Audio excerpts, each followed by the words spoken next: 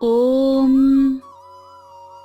శ్రీ సాయిబాబా జీవిత చరిత్రము 20వ అధ్యాయము. కాకా నౌకరి పిల్ల ద్వారా దాసగను సమస్య పరిష్కరించుట. ఈ అధ్యాయములో దాసగను సమస్య కాకా సాహెబు పనిపిల్ల ఎట్లు పరిష్కరించెనో హేమాడు పంతు చెప్పెను. ప్రస్తావన: మౌలికముగా సాయి నిరాకారుడు, భక్తుల కొరకు ఆకారము ధరించెను. ఈ మహా జగన్నాటకమునందు మాయయను నటి సహాయముతో వారు నటుని పాత్ర ధరించిరి. సాయిని స్మరించి ధ్యానింతుముగాక. షిరిడీకి పోయి ఎచ్చటి మధ్యాహ్న హారతి పిమ్మట జగు కార్యక్రమమును జాగ్రత్తగా గమనింతుము. హారతి అయిన పిమ్మట సాయి మసీదు బయటకొచ్చి గోడ ప్రక్కన నిలిచి ప్రేమతోనూ దయతోనూ భక్తులకు ఊది ప్రసాదమును పంచిపెట్టుచుండెను. భక్తులు కూడా సమానమైన ఉత్సాహముతో వారి సమక్షమున నిలిచి పాదములకు నమస్కరించి బాబా వైపు చూచుచూ ఊది ప్రసాదపు జల్లులనుభవించుచుండెది. బాబా భక్తుల చేతుల్లో పిడికిళ్లతో ఊదిపోయిచూ వారి నుదుటపై తమ చేతులతో ఊదిబొట్టు పెట్టుచుండెరి. వారి హృదయమున భక్తుల ఎడల అమితమైన ప్రేమ. అన్నా, మధ్యాహ్న భోజనమునకు పొమ్ము. బాబా, నీ బసకు పో. బాపు, భోజనము చెయ్యుము. ఈ విధముగా ప్రతి భక్తుణ్ణి పలకరించి ఇంటికి సాగనంపుచుండెను. ఇప్పటికీ అది ఎంతయో ఊహించుకొన్నచో ఆ దృశ్యములను గాంచి సంతసించవచ్చు. వారిని భావనకు తెచ్చుకుని ఆనందించవచ్చును. మనోదృశ్యమున సాయిని నిలిపి వారిని ఆపాద మస్తకము ధ్యానింతుము. వారి పాదములపై పడి సగౌరవముగా ప్రేమతోనూ వినయముగా సాష్టాంగ నమస్కారమునర్చుచు ఈ అధ్యాయములోని కథను చెప్పెదము. ఈశావాస్యోపనిషత్తు. ఒకప్పుడు దాసగను ఈశావాస్యోపనిషత్తుపై మరాఠీ భాషలో వ్యాఖ్య వ్రాయుటకు మొదలెడెను. మొట్టమొదట ఈ ఉపనిషత్తు గూర్చి క్లుప్తముగా చెప్పెదము.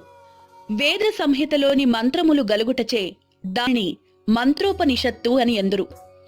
దానిలో యజుర్వేదములోని 40వ అధ్యాయమగు వాజసనేయ సంహిత యుండుటచే దానికి వాజసనేయ సంహితోపనిషత్తని కూడా పేరు. వైదిక సంహితలుండుటచే దీనిని ఇతర ఉపనిషత్తులన్నింటిలో పెద్దదియగు బృహదారణ్యకోపనిషత్తు, ఈశావాస్యోపనిషత్తుపై వ్యాఖ్యయని పండితుడగు సాత్వలేకర్ గారు భావించుచున్నారు. ప్రొఫెసర్ రానడే గారు ఇట్లనుచున్నారు: ఈశావాస్యోపనిషత్తు మిక్కిలి చిన్నదైనప్పటికీ దానిలో అంతర్దృష్టిని కలిగించు అనేక అంశములు ఉన్నవి. 18 శ్లోకముల్లో ఆత్మ గురించి విలువైన అపురూపమగు వర్ణన, అనేక ఆకర్షణలకు దుఃఖములకు తట్టుకొను స్థైర్యము గల ఆదర్శ యోగీశ్వరుని వర్ణన ఇందున్నవి. తరువాతి కాలమున సూత్రీకరింపబడిన కర్మయోగ సిద్ధాంతముల ప్రతిబింబమే ఉపనిషత్తు. తుదకు జ్ఞానమునకు కర్మలకు సమన్వయముగానున్న సంగతులు చెప్పబడినవి.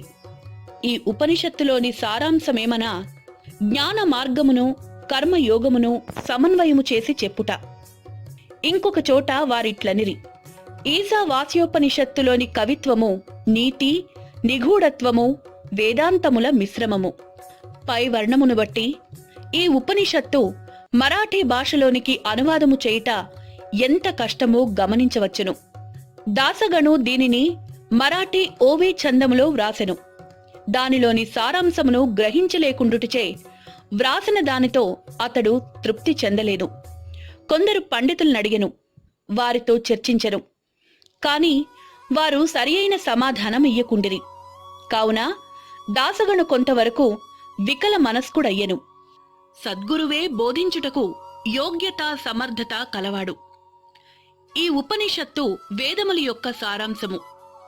ఇది ఆత్మ సాక్షాత్కారమునకు సంబంధించిన శాస్త్రము. ఇది జనన మరణములనే బంధములను తెగ్గొట్టు ఆయుధము లేదా కత్తి. ఇది మనకు మోక్షమును ప్రసాదించును. కనుక ఎవరైతే ఆత్మ సాక్షాత్కారము పొందియున్నారో అట్టివారే ఈ ఉపనిషత్తులోని అసలు సంగతులు చెప్పగలరని అతడు భావించెను. ఎవరునూ దీనికి తగిన సమాధానమివ్వనప్పుడు దాసగను సాయిబాబా సలహా పొంద నిశ్చయించుకొనెను.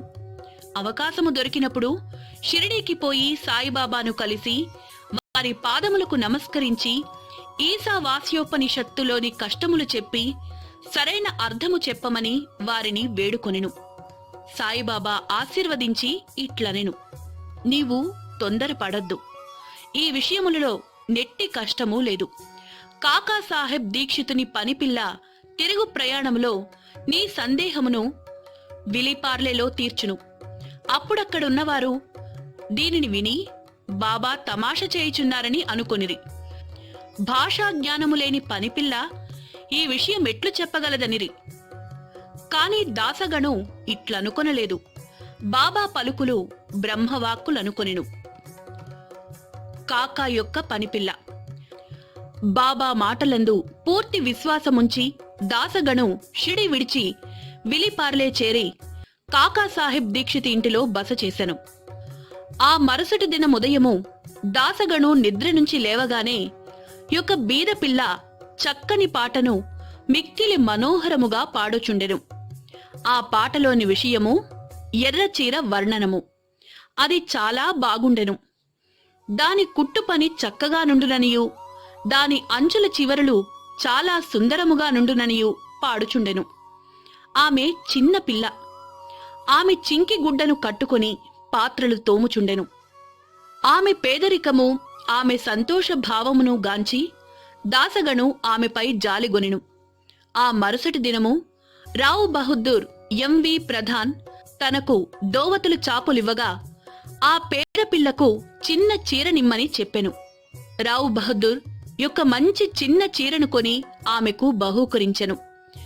ఆకలితో నున్నవారికి విందు భోజనము దొరికినట్లు ఆమె అమితానంద పరవశురాలయ్యెను. ఆ మరుసటి దినం ఆమె ఆ కొత్త చీరను ధరించెను. సంతసముతో తక్కిన పిల్లలతో గిర్రున తిరుగుచూ నాట్యము చేసెను. అందరికంటే తాను బాగుగా ఆడి పాడెను. మరుసటి దినము చీరను పెట్టెలో దాచుకుని మామూలు చింకిబట్ట కట్టుకుని వచ్చెనుగాని ఆమె ఆనందమునకు లోటు లేకుండెను. ఇదంతయు చూచి దాసగణు జాలిభావము మెచ్చుకోలుగా మారెను. పిల్ల నిరుపేద కాబట్టి చింకిగుడ్డలు కట్టుకొనెను. ఇప్పుడు ఆమెకు కొత్త చీర గలదు, కాని దానిని పెట్టెలో దాచుకొనెను. అయినప్పటికీ విచారమననది గాని నిరాశ ఎననది గాని లేక ఆడుచూ పాడుచుండెను. కాబట్టి కష్ట సుఖములను మనోభావములు మన మనోవైఖరిపై ఆధారపడియుండునని అతడు గ్రహించెను. ఈ విషయమును గూర్చి దీర్ఘాలోచన చేసెను. భగవంతుడిచ్చిన దానితో మనము సంతసింపవలెను. భగవంతుడు మనలనన్ని దిశల నుండి కాపాడి మనకు కావలసినది ఇచ్చుచుండును. కాన భగవంతుడు ప్రసాదించినదంతయు మన మేలు కొరకేయని గ్రహించెను. ఈ ప్రత్యేక విషయములో ఆ పిల్ల యొక్క పేదరికము, ఆమె చినిగిన చీర, క్రొత్త చీర, దానినిచ్చిన దాత, దానిని పుచ్చుకొనిన గ్రహీత, దాన భావము, ఇవి అన్నీయు భగవంతుని అంశములే. భగవంతుడు ఈ అన్నింటి యందు వ్యాపించియున్నాడు. ఇచట దాసగణు ఉపనిషత్తుల్లోని నీతిని అనగా ఉన్నదానితో సంతుష్టి చెందుట, ఏది మనకు సంభవించుచున్నదో యది ఎల్లయు భగవంతుని యాజ్ఞచే జరుగుచున్నదనియు తుదకది మన మేలు కొరకేననియు గ్రహించెను. విశిష్టమైన బోధన విధానము. పై కథను బట్టి చదువరి బాబా మార్గము మిక్కిలి విశిష్టమైనదనియు అపూర్వమైనదనియు గ్రహించును. బాబా షిరిడీని విడవనప్పటికీ కొందరిని మచీంద్రగఢ్కు, కొందరిని కొల్హాపూరుకు గాని షోలాపూరుకు గాని సాధన నిమిత్తము పంపుచుండెను. కొందరికి సాధారణ రూపములోనూ, కొందరికి స్వప్నావస్థలోనూ, అది రాత్రిగాని పగలుగాని కనిపించి కోరికలు నెరవేర్చుచుండెను. భక్తులకు బాబా బోధించు మార్గములు వర్ణింపనలవి కాదు. ఈ ప్రత్యేక విషయములో దాసగణును విలీపార్లే పంపించి పనిపిల్ల ద్వారా అతని సమస్యను పరిష్కరించెను. కాని విలీపార్లే పంపకుండా షిరిడీలోనే బాబా బోధించరాదాయని కొందరు అనవచ్చును. కాని బాబా అవలంబించిందే సరైన మార్గము.